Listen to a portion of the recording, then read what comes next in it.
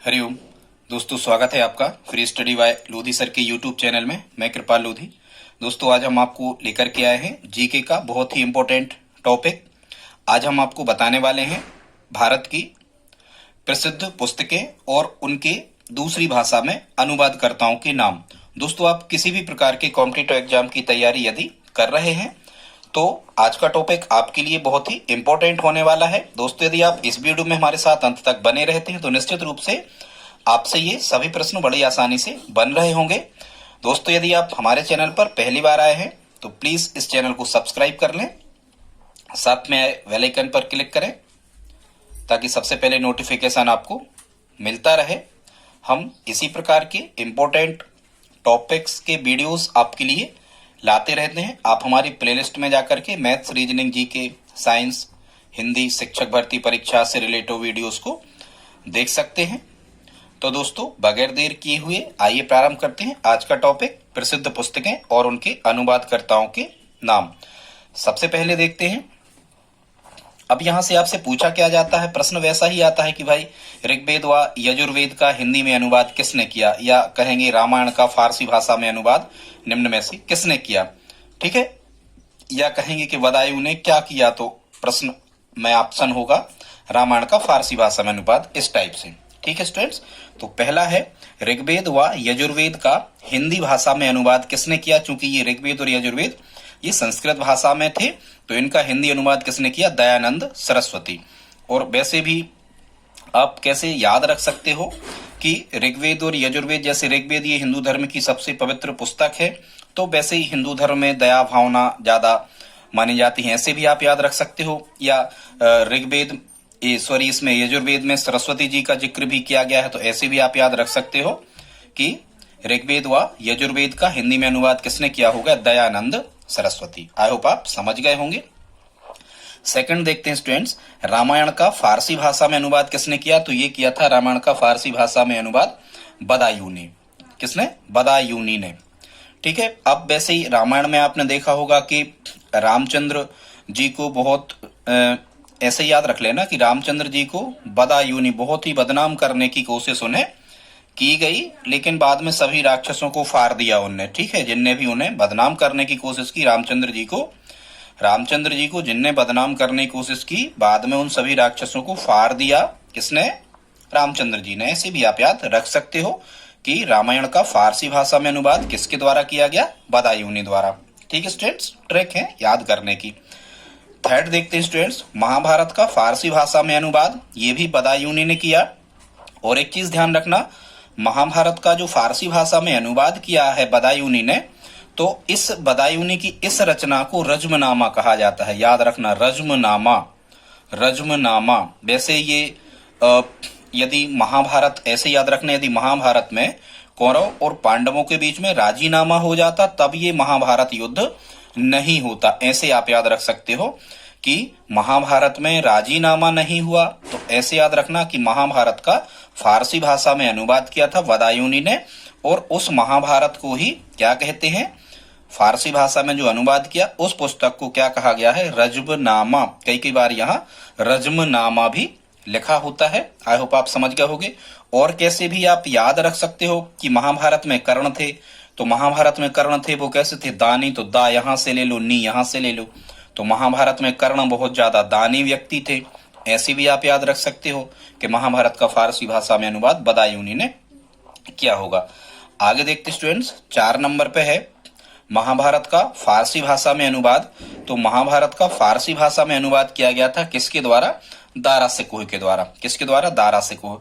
अब आप इसको कैसे याद रख सकते हो, आप स्टूडेंट्स इसको याद रख सकते हो कि जैसे दारा सिंह ने हनुमान जी का रोल किया रामायण में, तो ऐसे याद रख सकते हो वो तो भगवत भक्त थे। भगवत भक्त थे कौन, दारा सिंह।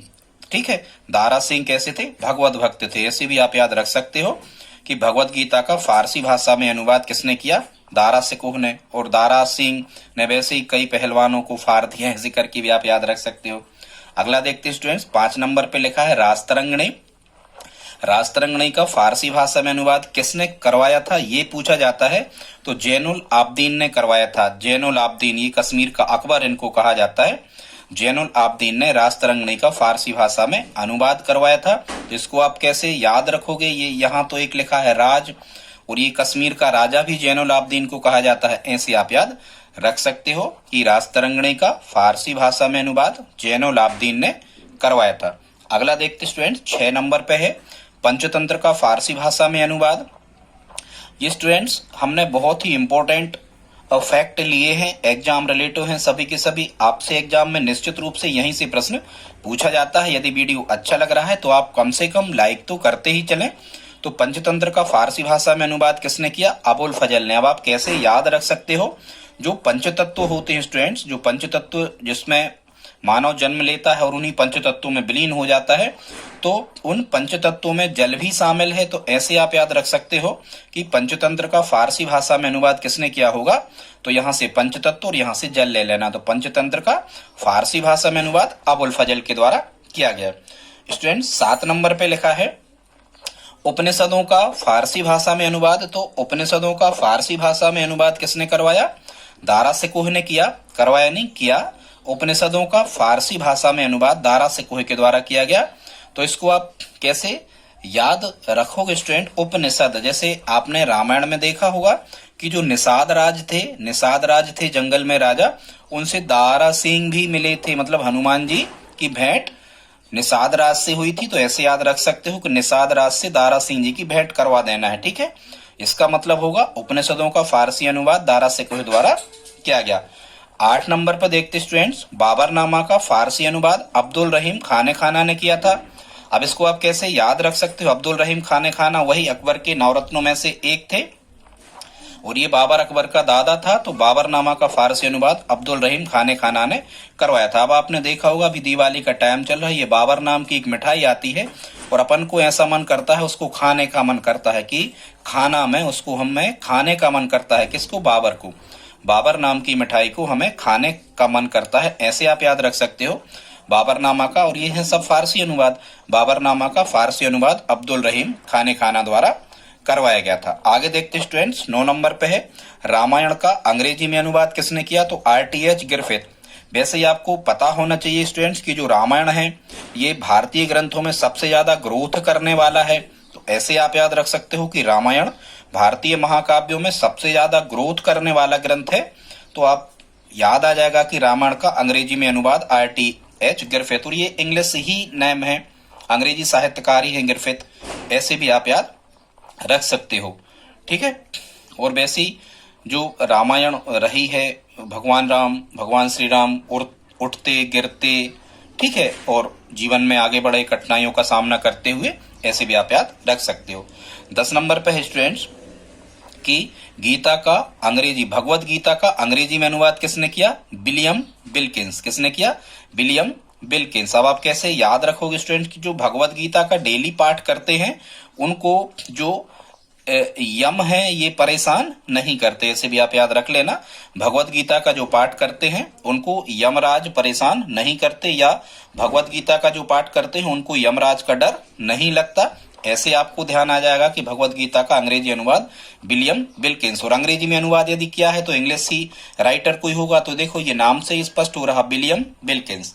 स्टूडेंट्स आगे देखते हैं 11 नंबर पे वंदे मातरम, जो हमारा राष्ट्र गीत है वंदे मातरम, इसका अंग्रेजी में अनुवाद किसने किया? ये वंदे मातरम बंकिम चंद्र चटर्जी द्वारा लिखित है। पर वंदे मातरम का अंग्रेजी में अनुवाद किसने किया? तो वंदे मातरम का अंग्रेजी अनुवाद किसने किया? अरविंद घोष। किसने? अरविंद घोष।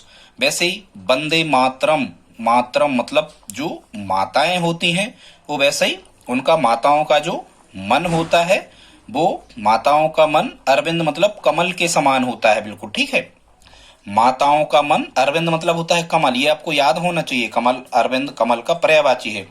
माताओं का जो मन होता है वो कैसा होता है? अरविंद के समान। ऐसे आप याद रख सकते हो कि वंदे मातरम का अंग्रेजी भाषा में अनुवाद किसके द्वारा किया गया? तो ये किया गया अरविंद घोष के द्वारा, ठीक है। और भी अपना लॉजिक लगा लेना, याद यदि हो जाए तो। हालांकि हिंदी कवि थे पर अंग्रेजी भी इनको आती थी, तो ऐसे अंग्रेजी में अनुवाद कर दिया इनने, किसने? अरविंद घोष ने। अब आप कैसे याद रख सकते हो? जब कभी वंदे मातरम का जो सॉन्ग देशभक्ति गीत जो है राष्ट्रीय गीत वंदे मातरम जब बजता है तो आपने देखा होगा इस पे घोष भी बजता है। क्या बजता है? घोष, बाजे, नगाड़े, ऐसे भी आप याद रख सकते हो। 12 नंबर पर देखते स्टूडेंट्स, महाभारत का अंग्रेजी में अनुवाद किसके द्वारा किया गया? तो ये किया गया मोहन गांगुली के द्वारा। ठीक है, मोहन, मोहन मतलब क्या? मोहन मतलब भगवान श्री कृष्ण। मोहन पर्यायवाची है भगवान श्री कृष्ण का, तो भगवान श्री कृष्ण ने ही तो क्या करवाया था? महाभारत। वही तो गुगली फेंकते थे, भगवान कृष्ण ही गुगली फेंकते थे और सब आउट हो जाते थे उनकी बातों में। ऐसे याद रख सकते हो कि महाभारत का अंग्रेजी में अनुवाद किसके द्वारा किया गया? मोहन गांगुली के द्वारा। ठीक है, और भगवान जो अंग्रेजी बोलते थे सबको समझ में भी नहीं आती थी। फिर हम देखते हैं जनगण मन, जो हमारा राष्ट्रीय गान है। जनगण मन, इसका अंग्रेजी में अनुवाद उन्हीं ने किया था, रविंद्रनाथ टैगोर जी ने, जिनने ये राष्ट्रगान लिखा था। तो इसमें आपको कोई समस्या नहीं होगी। The morning song of India के नाम से रविंद्रनाथ टैगोर जी ने ही जनगण मन का अंग्रेजी अनुवाद किया था। ठीक है, ये बांग्ला भाषा में था, इसको फिर अंग्रेजी में भी उनने प्रस्तुत किया था रविंद्रनाथ टैगोर जी ने। 14 नंबर पे स्टूडेंट्स, बाइबल का जर्मन भाषा में अनुवाद किसने किया? Martin Luther king. तो कैसे याद रख सकते हो आप? यहाँ लिखा है बिल, यहाँ क्या लिखा है स्टूडेंट्स? यहाँ लिखा है बिल और यहाँ लिखा है माटी। तो जब कभी भी चूहे वगैरह जो बिल बनाते हैं तो माटी को बाहर फेंकते हैं पहले, या माटी में ही बिल बनाते हैं। ऐसे याद रखना, माटी आएगा यदि बिल लिखा आएगा तो। बाइबल का जर्मन भाषा में अनुवाद मार्टिन लूथर किंग ने किया। अब हम देखते हैं स्टूडेंट्स 15, गीतांजलि जो पुस्तक थी, ये गीतांजलि इन्हीं की पुस्तक थी, रविंद्रनाथ टैगोर जी की। इन्हीं ने इस गीतांजलि का अंग्रेजी अनुवाद किया था, तभी जाकर के इन्हें 1913 में प्रथम नोबेल पुरस्कार मिला था। रविंद्रनाथ टैगोर जी प्रथम भारतीय थे जिन्हें साहित्य का नोबेल पुरस्कार मिला था गीतांजलि पर। और इस गीतांजलि का अंग्रेजी भाषा में अनुवाद करना होता है, अंग्रेजी भाषा में ही अनुवाद करना होता है जो भी पुस्तकें नोबेल प्राइज के लिए आगे बढ़ती हैं। तो ऐसे आप याद रख सकते हो कि चाहे जनगण मन का अंग्रेजी अनुवाद तो रविंद्रनाथ टैगोर जी ने स्वयं किया, वे बहुत बड़े ज्ञाता थे इंग्लिश के भी, और गीतांजलि का अंग्रेजी अनुवाद भी रविंद्रनाथ टैगोर जी ने स्वयं किया। तो स्टूडेंट्स, आज का वीडियो आपको कैसा लगा प्लीज आप हमें कमेंट बॉक्स में लिख करके जरूर बताएं। और स्टूडेंट्स, लाइक तो आप करें, और यदि आप हमारी हेल्प करना चाहें तो प्लीज इस वीडियो को अपने दोस्तों के साथ स्टडी ग्रुप में शेयर जरूर करें। मिलते हैं अगले वीडियो में, तब तक के लिए जय हिंद जय भारत।